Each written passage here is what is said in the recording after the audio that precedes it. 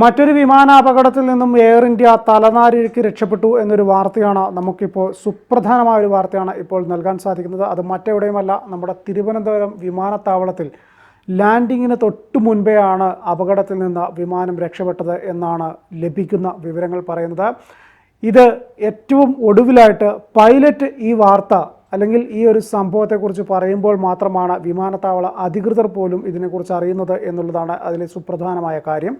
അതായത് വിമാനം ലാൻഡ് ചെയ്യുന്നതിന് വെറും 200 അടി മാത്രം ഉയരമുള്ളപ്പോൾ പക്ഷി വന്ന് വിമാനത്തിൽ ഇടിച്ചതാണ് ഇതിൽ റിപ്പോർട്ട് ചെയ്യപ്പെട്ട വാർത്ത. അത് അപകടമില്ലാതെ കൈകാര്യം ചെയ്യാൻ പൈലറ്റിന് സാധിച്ചു എന്ന് പൈലറ്റ് അവിടെ അധികൃതരുമായിട്ട് സംസാരിച്ചപ്പോൾ പറഞ്ഞിരിക്കുന്നു. പക്ഷേ പിന്നീടുള്ള യാത്ര റദ്ദ് ചെയ്യുകയാണ് ചെയ്തത്. സ്വാഭാവികമായിട്ടും വിമാനത്തിൽ പക്ഷി വന്നിരിക്കുകയോ അല്ലെങ്കിൽ മറ്റെന്തെങ്കിലും വസ്തുക്കളോ വിമാനത്തിൽ ടച്ച് ചെയ്യുകയോ ചെയ്തു കഴിഞ്ഞാൽ വലിയ അപകടമുണ്ടാകാൻ സാധ്യതയുള്ള ഒരു യാത്രാ സംവിധാനമാണ് വിമാനം എന്ന് പറയുന്നത്. അതുകൊണ്ട് തന്നെ അത്രമാത്രം സുരക്ഷയോടുകൂടിയായിരിക്കും അതിൻ്റെ പൈലറ്റും സഹ പൈലറ്റും ആ വിമാനം കൈകാര്യം ചെയ്യുന്നത്. വിമാനത്തിൽ ആ 2 പേർ മാത്രമല്ല, അതിലെ ക്രൂ ഉണ്ട്, മറ്റ് യാത്രക്കാരുണ്ട്. ഇവരുടെ എല്ലാവരുടെയും ജീവന് ഉത്തരവാദിത്വം മുഴുവൻ ആ 2 പൈലറ്റുമാരുടെ തോളിലായിരിക്കും എന്നുള്ളതാണ് യഥാർത്ഥ വസ്തുത. അതുകൊണ്ട് തന്നെ അവർക്ക് വിമാനം എന്ത് അപകടത്തിൽപ്പെട്ട് കഴിഞ്ഞാലും ഏത് സാഹചര്യത്തിലാണെങ്കിൽ പോലും ആ വിമാനം സുരക്ഷിതമായിട്ട് ഏത് വിമാനത്താവളത്തിലാണോ ലാൻഡ് ചെയ്യേണ്ടത് അവിടെ ലാൻഡ് ചെയ്യിക്കുക എന്ന ഉത്തരവാദിത്തം ഈ 2 പൈലറ്റുമാർക്കുണ്ട്.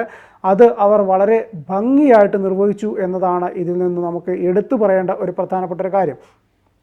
നമുക്കറിയാം, അഹമ്മദാബാദ് വിമാന അപകടം നടന്നതിന് ശേഷം വിമാനയാത്രയുടെ സുരക്ഷയെക്കുറിച്ച് വലിയ തോതിലുള്ള ആശങ്കയാണ് യാത്രക്കാർക്കിടയിലുള്ളത്. അതുകൊണ്ട് തന്നെ ഈ തിരുവനന്തപുരത്തെ തലനാരിഴയ്ക്കുള്ള വിമാനം രക്ഷപ്പെടൽ പോലും വലിയ വാർത്തയാകുന്നത് അങ്ങനെയാണ്. ഇതിനു മുമ്പും പലതവണ വിമാനങ്ങളിൽ പക്ഷികൾ ഇടിക്കുന്ന വാർത്തകൾ റിപ്പോർട്ട് ചെയ്തിട്ടുണ്ടെങ്കിൽ പോലും ഈ വിമാന അപകടം നടന്നതിന് ശേഷം ഇത് എത്രമാത്രം സുരക്ഷിതമാണ് വിമാനയാത്ര എന്നതിൻ്റെ ചർച്ചയിലേക്ക് വിരൽ ചൂണ്ടുന്നതാണ് ഈ അപകടവും. എന്തായാലും തിരുവനന്തപുരത്ത് ഇന്നലെ ദില്ലിയിൽ നിന്നും വന്ന എയർ ഇന്ത്യ വിമാനം രാത്രിയോടുകൂടിയാണ് ഈ അപകടത്തിൽപ്പെടുന്നതെന്ന് പറഞ്ഞു കഴിഞ്ഞാൽ മറ്റ് കേടുപാടുകളോ കാര്യങ്ങളോ ഉണ്ടോ എന്ന കാര്യങ്ങളെല്ലാം തന്നെ ഇപ്പോഴും പരിശോധന നടന്നുകൊണ്ടിരിക്കുകയാണ്. വിമാനം തിരുവനന്തപുരത്ത് വിമാനത്താവളത്തിൽ ഇറങ്ങുന്നതിന് 200 അടി മാത്രം ഉയരത്തിലെത്തിയപ്പോൾ ഒരു പക്ഷി വിമാനത്തിൽ ഇടിച്ചു എന്നും വിമാനം പക്ഷേ മറ്റ് കേടുപാടുകളോ യാത്രക്കാർക്ക് ബുദ്ധിമുട്ടോ ഒന്നും ഇല്ലാത്ത രീതിയിൽ വിമാനം ലാൻഡ് ചെയ്യാൻ സാധിച്ചു എന്നും പൈലറ്റ് അവിടെ റിപ്പോർട്ട് ചെയ്യുകയാണ് ഉണ്ടായത്. പൈലറ്റ് റിപ്പോർട്ട് ചെയ്തതിന് തൊട്ട് അടുത്ത നടപടി എന്ന നിലയിൽ വിമാനം മുഴുവൻ പരിശോധനയ്ക്ക് വേണ്ടി മാറ്റുകയാണ് ചെയ്തത്. വിമാനം തിരിച്ച് ദില്ലിയിലേക്ക് പറക്കാനുണ്ടായിരുന്ന സാഹചര്യം ഒഴിവാക്കുകയും ചെയ്തു. ആ യാത്ര റദ്ദാക്കുകയും ചെയ്തു. ആ വിമാനത്തിൽ യാത്ര ചെയ്യാനിരുന്ന യാത്രക്കാരെ മുഴുവൻ ഒരു ഹോട്ടലിലേക്ക് സുരക്ഷിതമായി മാറ്റുകയും അവർക്ക് വേണ്ട സൗകര്യങ്ങളെല്ലാം എയർ ഇന്ത്യ ചെയ്തു കൊടുക്കുകയും ചെയ്തിട്ടുണ്ട് എന്നാണ് അറിയുന്നത്. മറ്റൊരു പ്രധാനപ്പെട്ടൊരു കാര്യം, വിമാനത്തിൽ പക്ഷി ഇടിച്ചു കഴിഞ്ഞാൽ മറ്റ് കേടുപാടുകളൊന്നും ഇല്ല എന്ന് ഉറപ്പുവരുത്തിയിട്ട് സാധാരണ വിമാനം പറക്കാൻ അനുവദിക്കുകയാണ് ചെയ്യാറ്. പക്ഷേ ഇത്തവണ വിമാനം മുഴുവൻ ഒന്നുകൂടി പരിശോധിച്ച് അപകടങ്ങൾ ഉണ്ടാവില്ല അല്ലെങ്കിൽ യാതൊരു വിധത്തിലുള്ള കേടുപാടുകളും ഈ പക്ഷി ഇടിച്ചതിനെ തുടർന്ന് ഉണ്ടായിട്ടില്ല എന്ന് ഉറപ്പുവരുത്തിയതിന് ശേഷം മാത്രം വിമാനം അടുത്ത യാത്രയ്ക്ക് സജ്ജമായാൽ മതി എന്നൊരു തീരുമാനം എയർ ഇന്ത്യയും ടാറ്റയും എടുക്കുകയാണ് ചെയ്തത്. അതുകൊണ്ട് തന്നെ ആ വിമാനം അടുത്ത ദില്ലി യാത്ര ഒഴിവാക്കേണ്ടി വന്നതും ഈ ഒരു സാഹചര്യത്തിലാണ്. നമുക്ക് അറിയാവുന്ന വിവരങ്ങൾ അടിസ്ഥാനപ്പെടുത്തി പറയുകയാണെങ്കിൽ എയർ ഇന്ത്യയെ സംബന്ധിച്ചിടത്തോളം എയർ ഇന്ത്യ നേരിടുന്ന വലിയ പ്രതിസന്ധിയാണ് ഇപ്പോൾ ഉള്ളത്.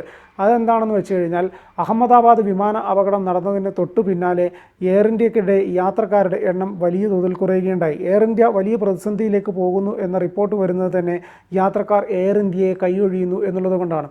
മറ്റൊരു പ്രധാനപ്പെട്ട ഒരു കാര്യം, കൊച്ചിയിൽ ഇറങ്ങേണ്ടിയിരുന്ന 2 വിമാനങ്ങൾ, ഒന്ന് ഇൻഡിഗോയുടെ വിമാനമാണ്, അത് ഹൈദരാബാദിൽ നിന്ന് കൊച്ചിയിലേക്ക് വരുന്നത്.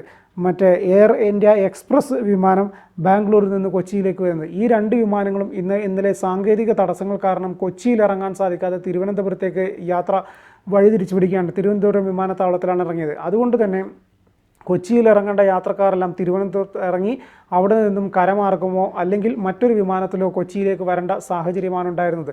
ഇതൊക്കെ കൊണ്ട് തന്നെ എയർ ഇന്ത്യയെ കൈയൊഴിയുന്ന ഒരു സാഹചര്യത്തിലേക്ക് യാത്രക്കാർ പോകുന്നു. എയർ ഇന്ത്യയുടെ ബുക്കിങ്ങിൽ 20% കുറവുണ്ടായി എന്നാണ് പറയുന്നത്. സാമ്പത്തികമായിട്ട് വലിയ പ്രതിസന്ധിയിലേക്ക് എയർ ഇന്ത്യ എക്സ്പ്രസ് പോകുന്നു എന്ന ഒരു ഒരു വിവരമാണ് നമുക്ക് അതുവഴി നൽകാൻ സാധിക്കുന്നത്. എന്തായാലും നിലവിലെ സാഹചര്യത്തിൽ അഹമ്മദാബാദ് വിമാന അപകടം നടന്നതിന് ശേഷം ഏതൊരു സാധാരണക്കാരൻ്റെയും ഉള്ളിലുദിക്കുന്ന ഒരു ചോദ്യമാണ്, വിമാനയാത്ര ഇത്രമാത്രം സുരക്ഷിതം അല്ലാതെയാണോ എന്നുള്ളത്.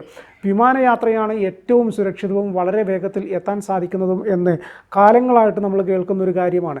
അങ്ങനെയാണ് വിമാനം ഏറ്റവും കൂടുതൽ ആളുകളെ ഉൾക്കൊള്ളിച്ചുകൊണ്ട് അവരുടെ സുരക്ഷയെ മുൻനിർത്തിക്കൊണ്ട് വളരെ വേഗത്തിൽ അവർക്ക് എത്തേണ്ട സ്ഥലത്ത് എത്തിക്കാൻ സാധിക്കുന്ന ഒരു യാത്രാ സൗകര്യം അല്ലെങ്കിൽ യാത്രാ സംവിധാനം എന്ന രീതിയിൽ നമ്മൾ വിമാനത്തെ കണക്കാക്കുന്നത്. പക്ഷേ ഇവിടെ ഈ അഹമ്മദാബാദ് വിമാന അപകടം നടന്നതിന് ശേഷവും മലേഷ്യൻ വിമാനം കാണാതായതിനു ശേഷവും ഒക്കെ വിമാനം എത്രമാത്രം യാത്രാ സുരക്ഷിത സംവിധാനമാണ് എന്ന ചോദ്യം ഇപ്പോഴും നിലനിൽക്കുകയാണ്. ഇന്ത്യയെ സംബന്ധിച്ചിടത്തോളം കഴിഞ്ഞ കുറേ വർഷക്കാലം എയർ ഇന്ത്യ എക്സ്പ്രസ് ഒക്കെ തന്നെ കേന്ദ്ര സർക്കാരിൻ്റെ നേരിട്ടുള്ള നിയന്ത്രണത്തിലായിരുന്നു. ആ ഘട്ടങ്ങളിലൊക്കെ എയർ ഇന്ത്യ സർവീസ് വളരെ മോശമാണെന്നും അവരുടെ ക്രൂവിൻ്റെ ഭാഗത്തു നിന്നാണെങ്കിലും മറ്റും അവരുടെ ഗ്രൗണ്ട് സ്റ്റാഫുകളുടെ ഭാഗത്തു നിന്നാണെങ്കിലും ഒക്കെ അവരുടെ പെരുമാറ്റങ്ങളും അവരുടെ സർവീസും വളരെ മോശമാണ് എന്ന രീതിയിൽ എയർ ഇന്ത്യക്കെതിരെ വ്യാപകമായ തോതിലുള്ള പ്രചാരണമുണ്ടായിരുന്നു. പ്രചാരണം എന്ന് പറഞ്ഞു കഴിഞ്ഞാൽ പലപ്പോഴും അവരുടെ ഭാഗത്തു നിന്ന് അങ്ങനെ ഉണ്ടായതുകൊണ്ടാണ്, യാത്രക്കാരോട് അങ്ങനെ പെരുമാറിയത് കൊണ്ടാണ് അങ്ങനെ ഒരു പ്രചാരണം ഉണ്ടായത്. അതുകൊണ്ട് തന്നെ ഒരു പരിധിവരെ യാത്രക്കാർ എയർ ഇന്ത്യയെ ഒഴിവാക്കുന്ന ഒരു സിറ്റുവേഷൻ ഉണ്ടായിരുന്നു. അതിനുശേഷം ടാറ്റ ഗ്രൂപ്പ് ഇത് ഏറ്റെടുത്ത് അത് നടത്തിക്കൊണ്ടുപോവുകയാണ് ചെയ്തത്. ഈ ടാറ്റ ഏറ്റെടുത്തതിന് ശേഷം വളരെ മികച്ച രീതിയിൽ എല്ലാ സൗകര്യങ്ങളും നൽകിയാണ് ഈ വിമാനങ്ങളെല്ലാം തന്നെ യാത്ര നടത്തുന്നത് എന്നാണ് പറഞ്ഞിരുന്നത്. പക്ഷേ അഹമ്മദാബാദ് വിമാന അപകടം നടന്നതിന് ശേഷം വിമാനത്തിൻ്റെ സർവീസിങ്ങും മറ്റു കാര്യങ്ങളെക്കുറിച്ചുമൊക്കെ വലിയ ചർച്ച വരുന്നുണ്ട്. കൃത്യമായിട്ട് സർവീസ് നടത്താതെയാണോ, യാത്രക്കാരുടെ സുരക്ഷയ്ക്ക് യാതൊരു വിലയും നൽകാതെയാണോ എയർ ഇന്ത്യ സർവീസ് നടത്തുന്നത് എന്നൊരു ചോദ്യം. അങ്ങനെ വരികയാണെങ്കിൽ ഈ വിമാന അപകടം നടന്ന് എന്തുകൊണ്ടാണ് വിമാന അപകടം നടക്കാനുണ്ടായ സാഹചര്യമുണ്ടായി എന്ന ചോദ്യത്തിലേക്ക് വരും. ആ വിമാനാപകടം എന്തുകൊണ്ടുണ്ടായി എന്ന ചോദ്യത്തിന് ഇതുവരെയും ഉത്തരമില്ല. 2 എഞ്ചിനും അതോടൊപ്പം തന്നെ വൈദ്യുതിയും നിലച്ചതുകൊണ്ടാണ് അപകടം ഉണ്ടായത് എന്ന് പറഞ്ഞു. പക്ഷേ അത് വെറും പറച്ചിൽ മാത്രമാണ്, ഔദ്യോഗികമായ റിപ്പോർട്ട് പുറത്തുവിട്ടിട്ടില്ല. ഇത് അങ്ങനെയാണെങ്കിൽ എയർ ഇന്ത്യ സ്വാഭാവികമായിട്ടും അത് ബോയിങ് അധികൃതരുടെ തലയിലേക്ക് വെക്കും. പക്ഷേ ബോയിങ് അധികൃതർ എന്ത് പറയുന്നു, എയർ ഇന്ത്യ കൃത്യമായിട്ട് സർവീസ് നടത്താത്തതുകൊണ്ടാണ്, കൃത്യസമയങ്ങളിൽ അതിൻ്റെ മെയിൻ്റനൻസ് നടത്താത്തതുകൊണ്ടാണെന്ന് പറഞ്ഞു. പക്ഷേ അവിടെയും പറയുന്നുണ്ട് ഒരു എഞ്ചിൻ കഴിഞ്ഞ വർഷം സർവീസ് നടത്തിയതാണ്, അടുത്ത എഞ്ചിൻ ഈ വരുന്ന ഡിസംബറിലാണ് സർവീസ് നടത്തേണ്ടതെന്ന്.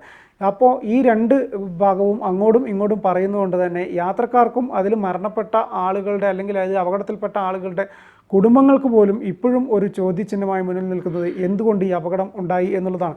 കൃത്യമായിട്ട് അപകടത്തിന് ഒരു ഉത്തരം നൽകാൻ എയർ ഇന്ത്യക്കോ ഇതുമായി ബന്ധപ്പെട്ടിട്ട് വ്യോമയാന മന്ത്രാലയത്തിനോ കേന്ദ്ര സർക്കാരിനോ അല്ല ബോയിങ് നിർമ്മാണ കമ്പനിക്കോ പോലും സാധിക്കുന്നില്ല എന്നതൊരു കാര്യമായിട്ട് നമ്മുടെ മുന്നിൽ നിൽക്കുകയാണ്. അപ്പോഴും ഞാൻ പറഞ്ഞു വരുന്ന ഒറ്റ കാര്യമേ ഉള്ളൂ, ഇന്നലെ ഈ തിരുവനന്തപുരത്ത് തലനാരിഴയ്ക്ക് രക്ഷപ്പെട്ടു പോയ അപകടവും കഴിഞ്ഞ ദിവസം നടന്ന അപകടവും കാണാതായ വിമാനത്തിൻ്റെ അപകടവും എല്ലാം കൂടി ചേർത്ത് വായിക്കുമ്പോൾ വിമാനയാത്ര അത്ര സുരക്ഷിതമല്ലാത്ത ഒരു യാത്രയായിട്ട് ജനങ്ങൾ കാണുന്നുണ്ടോ എന്നതാണ്. കാരണം കഴിഞ്ഞ ഈ അഹമ്മദാബാദ് അപകടം നടന്നതിൻ്റെ തൊട്ടു പിന്നാലെ വിമാനത്തെ കൈയൊഴിയുന്നു അല്ലെങ്കിൽ വിമാനത്തെ യാത്രക്കാർ കൈവിടുന്നു എന്ന രീതിയിലുള്ള വലിയ വാർത്തകൾ അന്തരീക്ഷത്തിലുണ്ടായിരുന്നു. അതിൻ്റെ പ്രധാനപ്പെട്ട ഒരു കാരണം എയർ ഇന്ത്യയുടെ കഴിഞ്ഞ കാലങ്ങളിലെ ബുക്കിങ്ങും ഇപ്പോൾ വിമാന അപകടം നടന്നതിന് ശേഷമുള്ള ബുക്കിങ്ങും താരതമ്യം ചെയ്യുമ്പോഴാണ്. എന്തായാലും എയർ ഇന്ത്യ വലിയൊരു പ്രതിസന്ധിയിലേക്കാണ് ഈ വിമാന അപകടത്തോടു കൂടി പോയിരിക്കുന്നത് എന്ന് നമുക്ക് പറയാം. എന്തായാലും കഴിഞ്ഞ ദിവസം തിരുവനന്തപുരത്ത് തലനാരിഴയ്ക്ക് എയർ ഇന്ത്യ മറ്റൊരു അപകടത്തിലേക്ക് പോകുന്നത് നിന്ന് രക്ഷപ്പെട്ടു എന്നത് വലിയ ആശ്വാസം നൽകുന്നതാണ്.